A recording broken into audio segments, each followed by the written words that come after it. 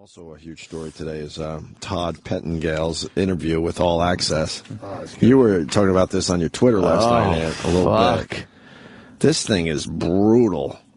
This radio business is fucking awful.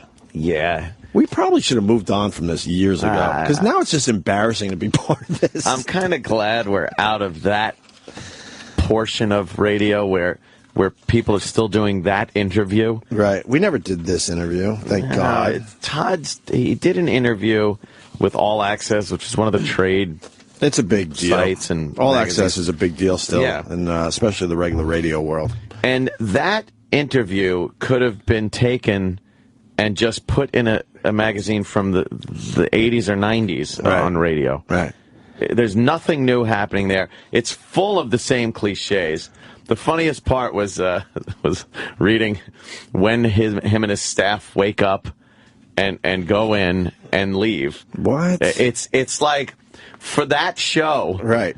He should be able to show up at fucking 5 minutes to 6, and he winds up like, well, I get in at 3:30. You know, it's what? And then he's there until late into the afternoon. Doing what? Exactly. That's what I'm reading this going, what is he doing? Practicing his fake voice in the sales department? Coming up with the wacky names for the phone calls? What are you talking about? Yeah.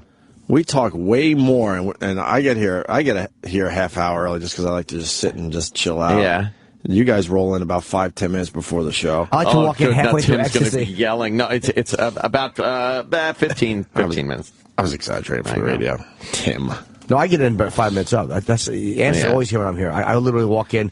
Da, da, da, da. Hi guys, how are you? I take the hat off and I see that light going outside. It's outside. But if you know what you're doing, and if you're prepping the whole day, like as much as we joke about it, as soon as the show's over, I'm starting to think about the next show, and you're jotting little things down, or punching it into your phone, and you're just trying to be aware the entire day.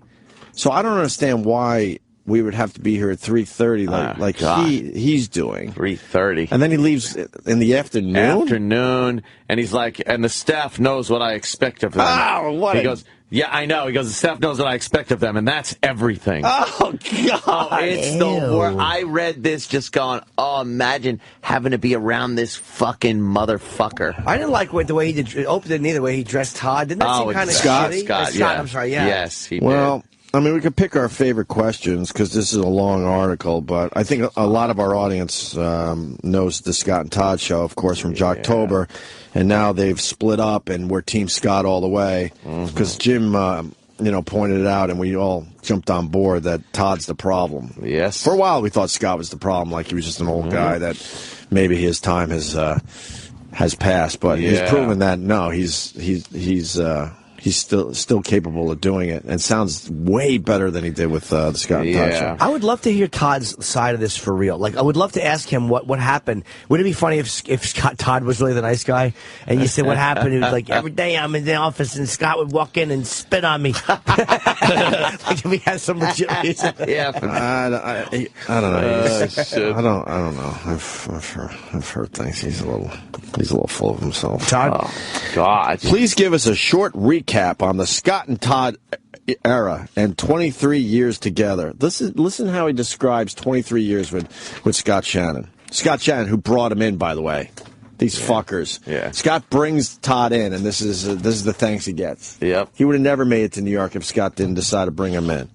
It was a great run, but I think, like Leno and Letterman, Scott decided it was time to move on and hang up the headphones in the hot AC format. Like the hot AC format is still a young, hip format. Oh, yeah. He's turning 70 this year, and God bless him. I only hope to live that long. Doing oldies is right in his wheelhouse. That's like saying he just deserves to go to the home. Out to pasture. Yeah, out to pasture, right. Exactly. That's what he's trying to. Home. But Todd isn't a young guy either. No. So what is he talking about? That really is I think he's older than us. I really believe that. Wouldn't you respect him more if they didn't like each other? If he said, look, we stopped getting along after a while, and he went there and I stayed here. That Honesty? I would respect that, though. If he just said, look, we stopped getting along. Right. Like, okay, yeah, it happens. Right. All right, back to the Todd Pettengill interview for All Access. working on my John Sterling. Oh. It's pretty good. Almost there. It's pretty good. So, what's different about the Todd Show now that readily apparent? So, what's different about the Todd Show now that readily apparent? That doesn't make sense, sort of. It's missing something. Probably an S. Hold on, what are you saying? So what's different about the Todd Show now that readily apparent? It should be that is readily apparent. Right? Okay. And this is what Todd says as the young kid in town.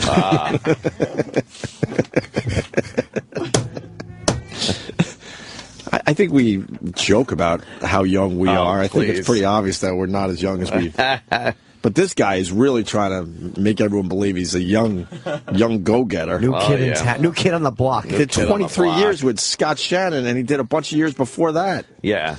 It's a faster-paced, it's a faster-paced, more aggressive, audience-first, lifestyle show.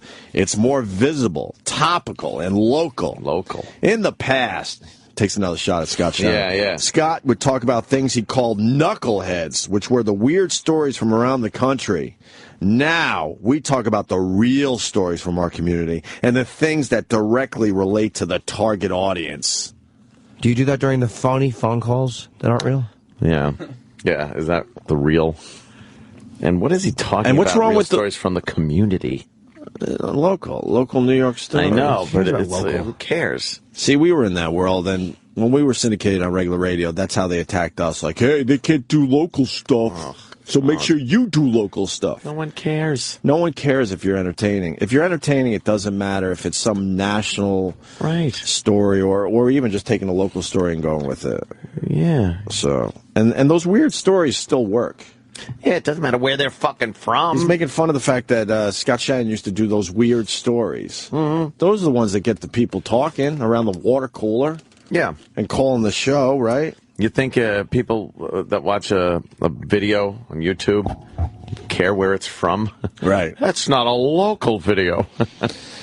You play about 4 songs an hour from 6 to 10 a.m. during the show. Wow. God, I wish we could do that. Show the audience. How easy would that be? The guy plays 4 songs an hour and he gets to work at 3:30 in the morning? Unbelievable. 4 songs is what? Let's say 16 minutes, maybe 15 minutes. Yeah, knock it down slightly. So let's say 15 minutes, and then you got at least 20 minutes of commercials an hour. Yeah. At least. Yeah. So now you only have to talk for 25 minutes an hour. Yep. And they're not even doing that because then you squeeze in the traffic and the weather. Oh yeah. When Scott was on the air, he would be doing his True Oldie show at the same time. So many times he would be out of the room and we'd throw in another record. Now it's all about the content. We play the hottest songs in the morning. Who cares? No one cares you play the hottest songs in the morning because they could get it a million other ways. Right. So if you're not playing that song, they're going to find it somewhere else immediately, and they're all right with that. You're never going to be able to compete with the fact that people could get songs like that. I was walking to the Comedy Store the other night. I have a mouthful of food. I apologize, and I wanted to hear what's the song I love? Rusty Cage, but I wanted to hear the original. Right. Oh. I just downloaded it on McDougal Street, and I had it in one block. Right. Well, you got to do. This is amazing. Where we are in life, isn't it? Yeah, instant gratification. That's a guy out of touch if he's still selling the fact that they play the hottest songs in the morning. When we do artist interviews, we keep it to the major core artists like Bruno Mars and Katy Perry. We keep the talk short and sweet, which means you have nothing to say. Yeah, short and sweet. Because if you got something going on, it doesn't matter if you talk for a long time. With strong sound nuggets. Ew. Sound nuggets. And put the rest into our Toddcasts. The Toddcast. And other audio and video offerings. Ugh. Yuck. It sounds like a podcast. Yeah, it does sound like podcast. The reason why we are,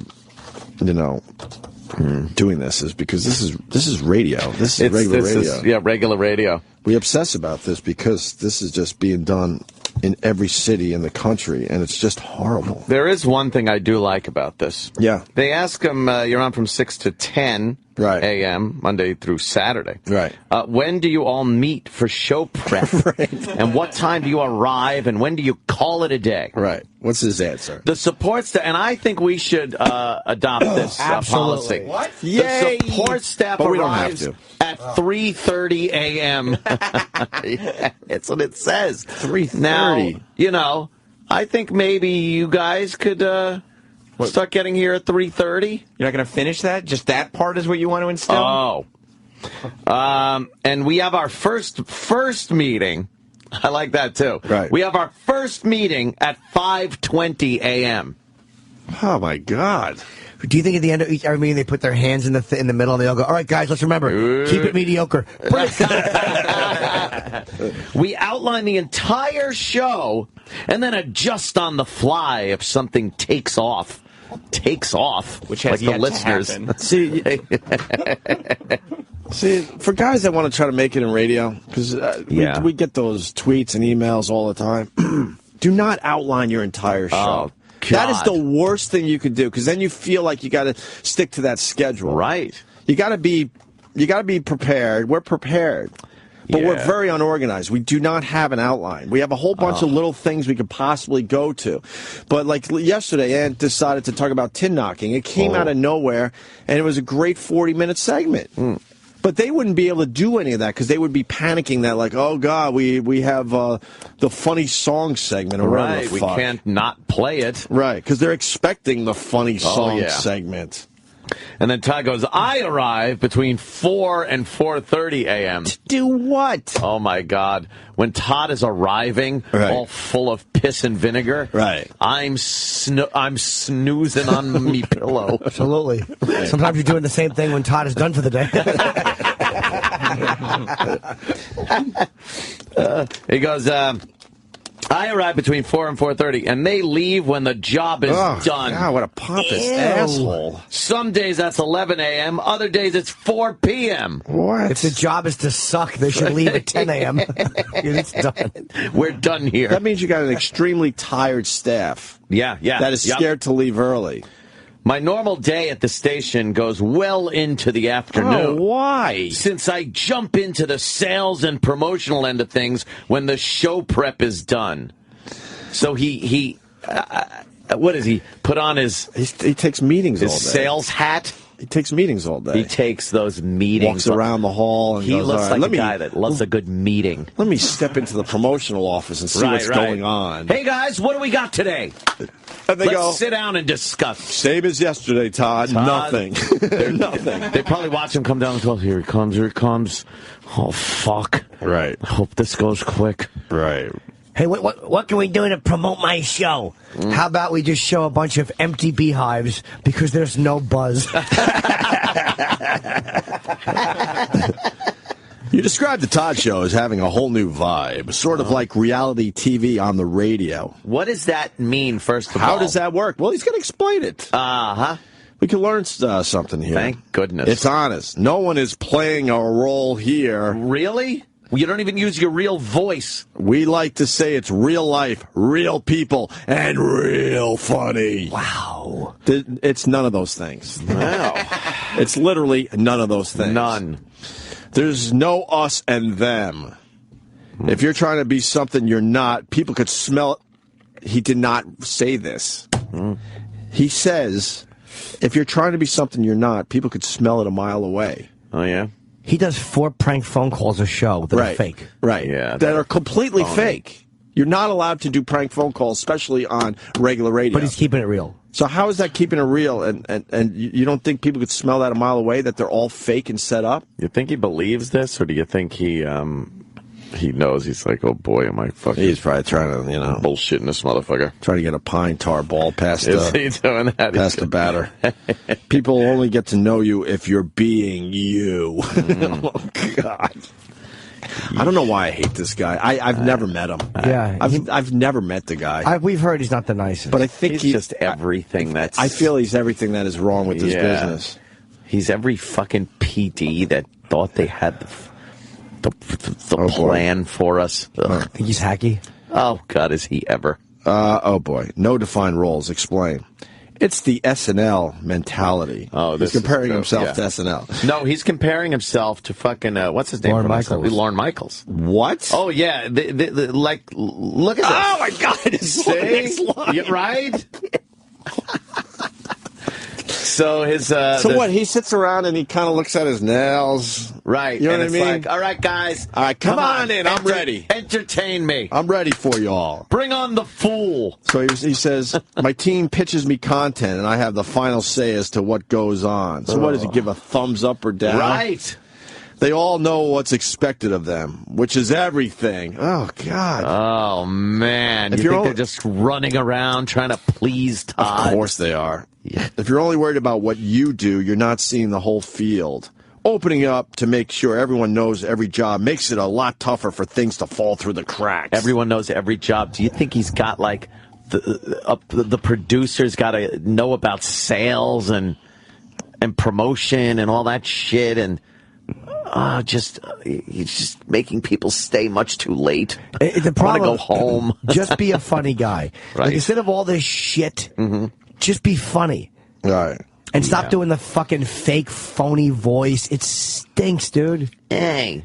It's not funny. It's fucking 2014. That's an 80s thing. It certainly is. Want to keep going? This is kind of working. This is all I want to do today is read and reread this interview. Yes. How do you keep from walking all over each other? We don't worry about it. There's a natural give and take that you just feel.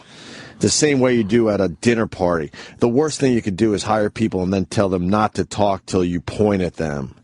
Oh, boy. Uh-oh. That sounds like someone something. got pointed at.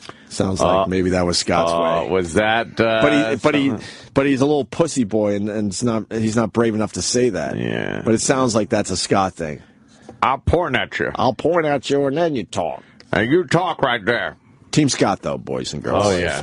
Are there occasions when it gets a little loud? Absolutely. Don't read the next line. Don't read it. Oh, no. But that's when I can't hear it. But that's when the party gets better. The party gets better. Yeah. By the way, what old lady says the way you do at a dinner party? A dinner party? Who the fuck has a dinner party? Oh, we like it to seem like a cotillion when we're in there. You know, it's going great when the dead caretaker spills avocado all over your jacket. It's a dinner party. There's a guy in a bunny rabbit outfit blowing someone else. Oh, you know, you've really hit the nail on the head. per second. If you're trying to sound young and hip, you can't say dinner party. Dinner party. No, you don't. That's crazy. Wow. That's good. You want to meet the team, or you know what? There's a few things in here, though. It's meet the team. Todd Pettengill. My name is on the door, which means it's my fault if we're late with spots. The men's room. Yes, and the douche store. the jerk store was douche. It's the original douche store. Then you got Monk. He's the executive producer. He's been there 16 years. He's our sarcastic, troublemaking exec producer. Look out! Oh, troublemaking. Look out! He's a troublemaker. He's never met an insult he wouldn't use. He wrote that. Oof. He's never met an insult. I never met an insult I wouldn't use. Oh, yeah. Too bad he didn't meet cunt-faced hack boss. Who uses actors for his phony phone calls. But then says people could smell it if you're not being real. A mile away. Right. Monk, watch out, guys. Monk loves to stir the pot and create drama out of thin air. Oh, God. It's all this cliche shit. Well, we've never created drama out of thin air. No. Not out of thin air. Absolutely. Hands down, he's the best, most organized guy I've ever met. He's my right hand, and I love him like a brother. Hold on, our own Sam, now we have to say, let's say that question was asked of the Opie Anthony program. Right. Executive producer Sam has been here for 9 years. He's our sarcastic, troublemaking executive producer. That would actually work. Wow. Okay. Yes, but I probably wouldn't say that. He's never met an insult he wouldn't use. No. You're a pussy when it comes to that stuff. Yeah. He likes others to do his bidding, his dirty work. You like to make it a little stepped in more vague. Yeah, He never stepped in a pile of shit which he didn't resemble. Right. Yeah. Unnecessary. What? You don't think that's necessary? No, not at all. Oh, you're right here. Sorry. Yep. Cooper. Cooper's on the show, too. And I like Cooper. And he describes him this way. That's a her. That's a her. Cooper Riley. Geez, sorry. She's in her third year. Cooper's the only team member with a Ph.D. No. Don't Don't read it. All right, this is good stuff. Don't read the This is good stuff. Don't He's putting a little funny in this interview, I'll tell you that. The rest of us have PH do nots. What? She has a PhD. They have PH do nots. Yeah. What? It doesn't even fit. It doesn't work. No. But she's a tough and honest native New Yorker. She brings a wealth of experience to the show and a hefty dose of reason. You should have said PhD's nuts. Right? God damn it. You're missing a very important part here. Oh, shit. She brings a wealth of experience to the show and a hefty dose of reason, which means she's the whole. The whole. Reason. And then he writes, which I totally ignore, because he's a little edgy. This Todd guy's a little edgy. You could try to put him in check. Right. But, you can put up that yield sign, but I ain't stopping. He's not stopping. Hell for no. Nobody. So Monk stirs the pot. Right. Cooper tries to keep things between the lines. But Todd's, he won't have any of that. It's a madhouse over there. It's crazy. Perfectly timed, perfectly on schedule madhouse. Wow. Did you meet Ann yet? No, I have not. Ann, he writes, or they call her Annie, you know.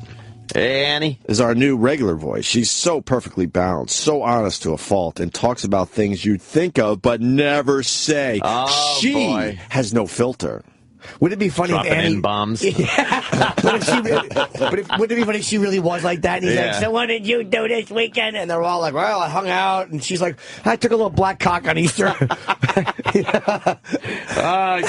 can't tell. I may ask her anything. You can't say that. You got to pull back a little. She's crazy. Oh, boy. So she has no filter, which is a challenge for me, but I love it. It's 8:30 p.m. I'm going to let you guys go home early. Right. She doesn't have a filter. I say, how you doing this morning? And she says, not good. I'm on this dog shit program. I'm like, put a filter in place. You can't teach this, just be you, is what I told her. Oh, you can't teach this, just be you. Right, Gotcha, okay. You can't teach this, just be you, is what I told her. I got it, okay. She surprises me every day with her candor. I look forward to getting her reaction to things on the air. They are always oddly, lovingly, unpredictable. Look out. We didn't hear any of that shit. Not a peep of it. We don't hear anything. No. They all just quickly talk because they know they have to get spots and songs in. Of course. It's the important part. All right. Is there anything else? Or we're gonna you missed the part where they do Todd. Oh, we said Toddcast. Tell us about the use of social media. Yeah, that's... Sheila Watko directs the show. Okay, that's boring. I just like the image of him sitting there while he calls in the staff to entertain him so he could hear something that, he deems a nugget that could get on the air. And what's the staff saying? I was thinking today at 7:05 we'd do one of your fake prank calls. I like that. No, they do something else at 7:05. It's in the article, Sam. Oh, I'm sorry, I didn't do my homework. It looks like you're getting some traditional contesting and marketing, Traditional contesting. Oh, traditional. Traditional. You said it right, but I'm like, what a hack way. That's just hack. Yes, every weekday at 7:05 a.m. we give the Friends with Benefits cash code. Friends with Benefits cash code. Who the fuck is writing down the cash code? Well, if you're a friend... It's contest pigs. Of course it is. Radio has what's called contest pigs. Yep. And for some reason, regular radio still caters to those people. Everyone else, most people don't ever fucking call to try to win something on the radio. It's a known fact. Yeah. But the contest pigs, they got it all set up and they win over and over and over again. Because not many people actually, try to win these things. Later that morning, we asked them to call. 95th caller, of course. 95th caller. They win $1,000. Then they get one call to a friend and give them an additional $500. That's the Friend with Benefits. $1,500 a day for 8 straight weeks. Oh, I get it. Instead of dick, you get money. But someone stole the Friends with Benefits money. I wonder who it could be.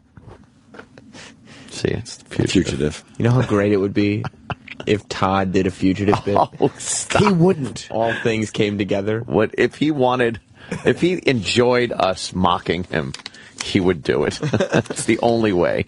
You mentioned that you personally are on the streets all the time. He is? He's in there from fucking 4 a.m. until 11 at night. Yeah. It's crazy. Are we having a radio flashback? The interviewer asked. Oh. Hardly anyone does this to any great degree anymore. Please explain why this is important to you. To be at up to 2 or more local fundraisers a weekend. Oh, my boy. Oh, is that what he's doing to try to get a buzz? Try to get his name out there? When does this... Fundraisers. When does this radio genius sleep? My God. My God. The listeners have choices, especially in New York, where there are literally hundreds of signals. Wouldn't you rather listen to someone who cares about you and your event? No! Please don't. No, exactly. I'd rather listen to someone that makes me laugh. Right? Exactly. What entertaining. In the end, if you're making people laugh or making them think or entertaining them in general, yes, of course, you got them. We can move along. I'd say don't go with the next line. Don't read that. It's not worth hearing. No? No. Oh, God. I can't. I don't think you should read it. It's terrible. We get too caught up in the feel and not in the real. Caught up in the feel. Let me read it properly. We get too caught up in the feel and not in the real. What is that? What does he mean by that? I don't know. What's the feel? It rhymes. I'll tell you right. It does rhyme. I'll tell you right the fuck now. Yeah. T-shirts on the way. Oh, God. T-shirts on the way. That is a good one. Caught up in the feel and not in the real. Not in the real. In my horrible font. I don't get it. I don't get it.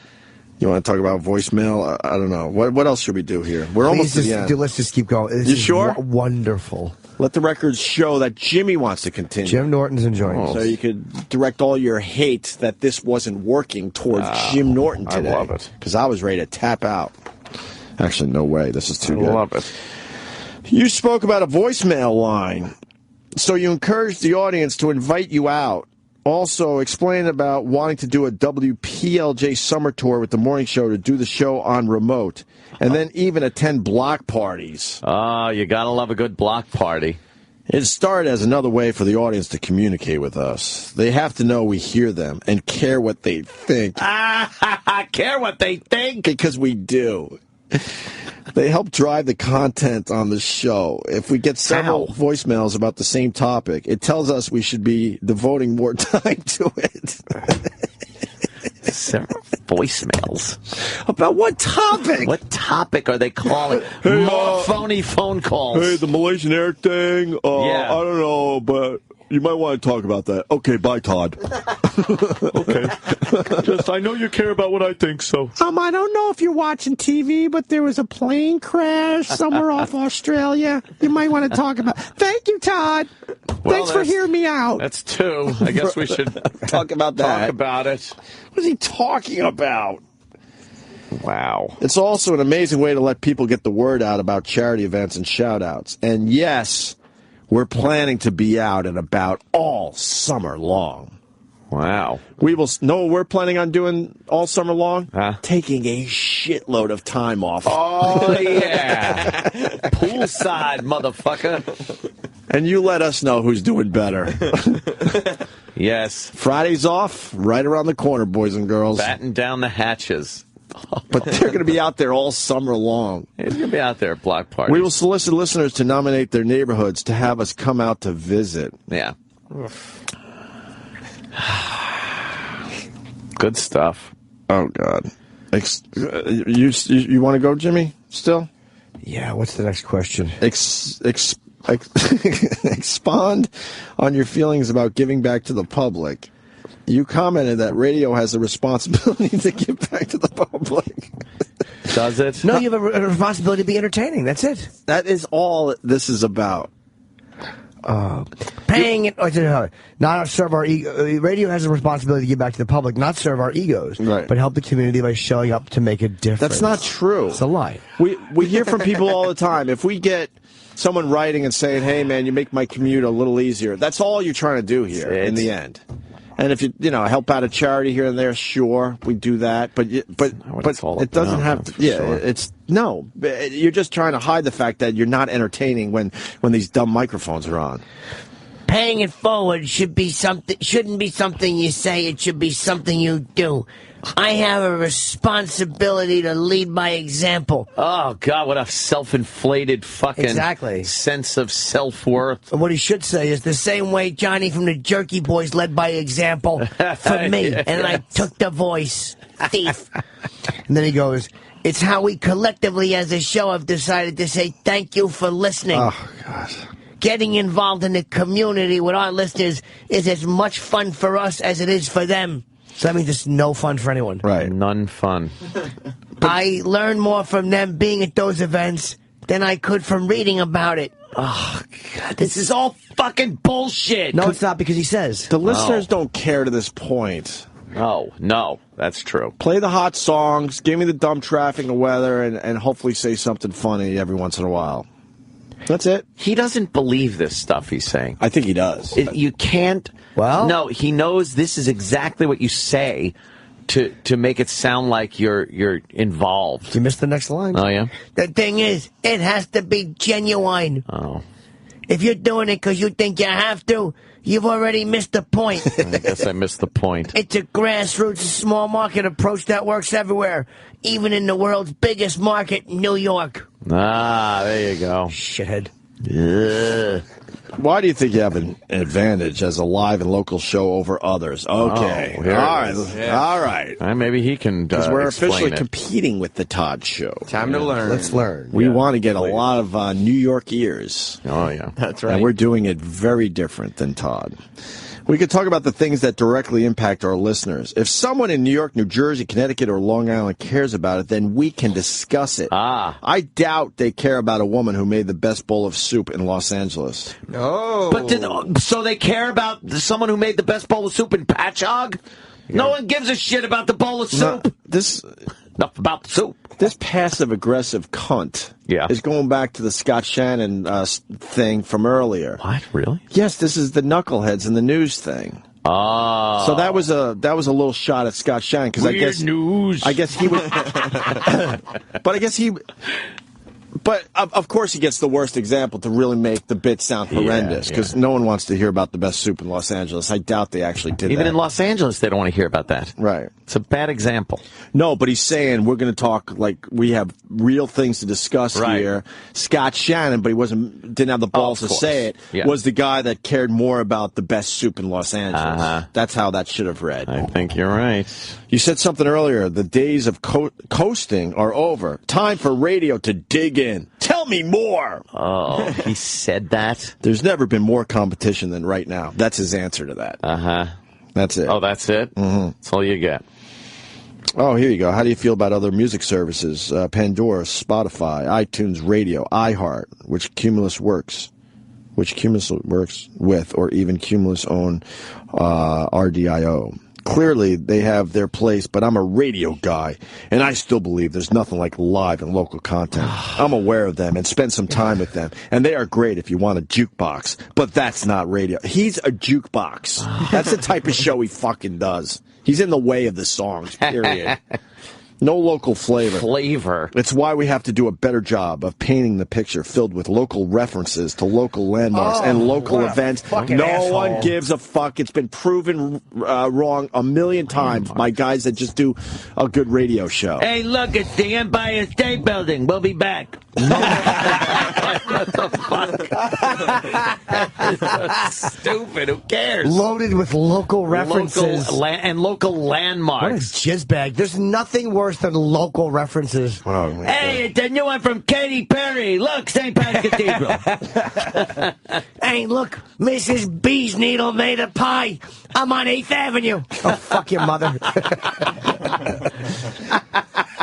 This is annoying. This is what these people really think. Does he stink on ice? Local.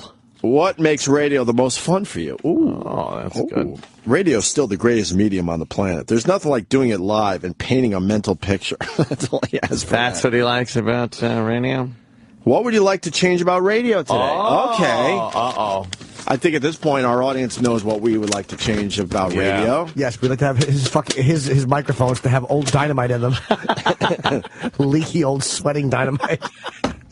Like a good stick of sweaty dynamite. Oh, my God, yeah. Oh, look out. First time he does that shitty voice, it fucking reverberates and blows his head off.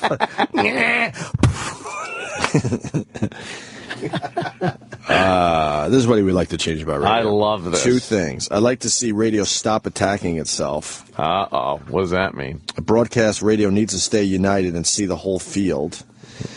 Second, develop a farm system again. Syndication has taken the place of cultivating talent. Syndication took off because there just wasn't enough talented people doing radio. In the local markets, right? Period. Yeah. And then you had consultants and PDs that, if someone was talented, they kept them down anyway. So I love this part. It would be nice for younger broadcasters to have the experience of taking transmitter readings. What? Emptying the garbage pails and turning off the lights after the national anthem.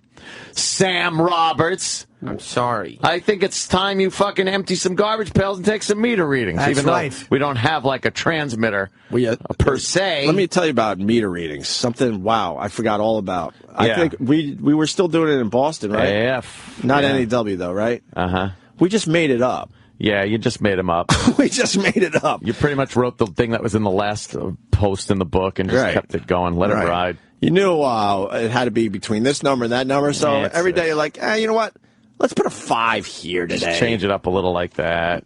Fuck, no one took meter readings seriously. It actually was an FCC thing, I guess, for a while.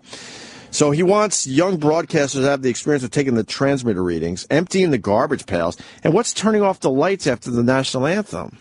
That's like when the station's done for the day. We've now concluded our broadcast day. Okay. Yeah. Small town radio was the absolute best training ground. Sam just fucking waltzed in here with his fucking olive oil voice and guinea charm. With his kinky hair. And He's right. Everything that I've had to learn, I learned from Scorch in Syracuse. Yeah. Juice your dressing. That's right. All right. Anything else you'd like to add? He babbles here, but then he just says, I love all my morning show peeps, and coming to work is fun again. Fun again. I see. You know what that means. if he hates Scott, just say it all. I see what's going on here. I miss. Team Scott's kicking your ass so far.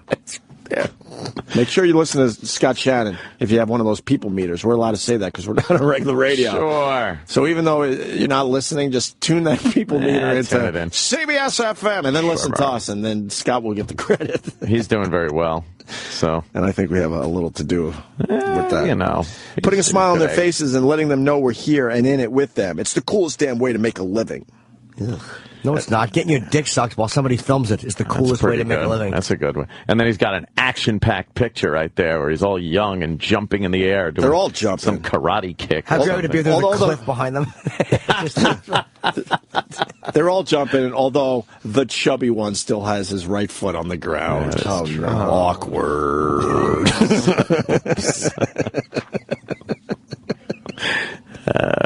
And you forgot the bonus questions. What's wrong with you people? Oh, what happened? I laughed all through them. I couldn't get through Oh, okay. Bonus question number 1. We're just about done. Don't worry. Hang in there, guys. Peanut butter, chunky or plain? Oh, not these. And now, if he had any sense of humor, I would have said it depends on what the dog prefers. See? Or answer with, who gives a shit? Yeah. Right. And then bonus question number 2, Brussels sprouts or cauliflower? Mm-hmm. And then he gets a little crazy with his answer. He says, I prefer M&M's. Why? What does that mean? It means he won't answer that. He's thinking out of the box, Ant. That's what Is that he? is. He should have said I prefer asparagus because it makes my urine smell good. And then I give girls golden showers around the station. I would listen to that show. Yes. I make them smell my asparagus piss. Oh, he's the worst. It's terrible. It's terrible. An ass. What is Todd's voicemail? Maybe we should call it in. Just make suggestions on topics. Yeah, That's true. Okay, bye, Todd. All right, thank you. Oh, God, that's funny. You brought that to our attention. That's a great one, Ant. I read that last night. I was glued to it. It was a real page turner, and I had to post it. And a lot of other people read it and commented on Twitter. Were they supportive of his interview?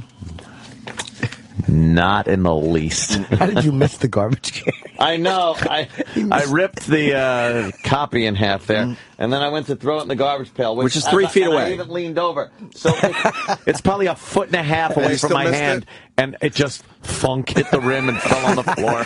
I could not get it in the garbage pail. I missed half too. So, but I hope Sam Roberts will be.